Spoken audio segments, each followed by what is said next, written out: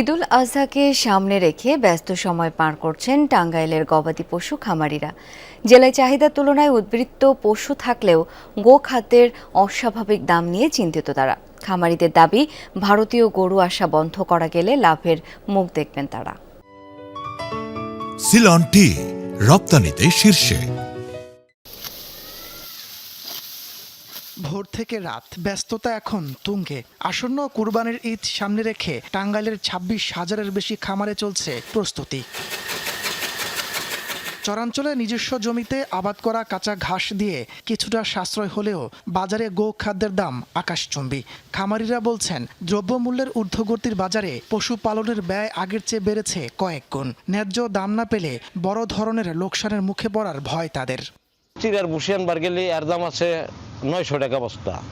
কেমনে করে গরু পালবো? 1 বছর ধরে পালতেছে, আমার পরে 60-70 হাজার টাকা খরচ হয়েছে এই গরুতে। 20-30 হাজার টাকা যদি একটা গরুতে আমাদের লাভ হয়, সেক্ষেত্রে আমাদের কিছু আশা থাকে। রোজার ঈদের আগে আমরা এই যেগুলা বিদেশি জাতের ছিল সেগুলা বিক্রি করেছি। এখন আমরা কুরবানির জন্য দেশি গরু প্রস্তুত করছি। বাহিরের দেশ থেকে গরু না আসে তাহলে হয়তো আমাদের খামার ব্যবস্থা টিকে থাকবে।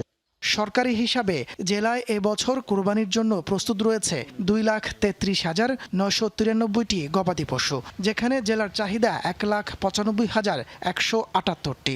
অর্থাৎ চাহিদার চেয়ে অতিরিক্ত পশু রয়েছে প্রায় 40,000। কোনো প্রকার স্টেরয়েড বা নিষিদ্ধ পাম বড়ি এগুলো যেন তারা গবাদি পশুতে ব্যবহার না করে।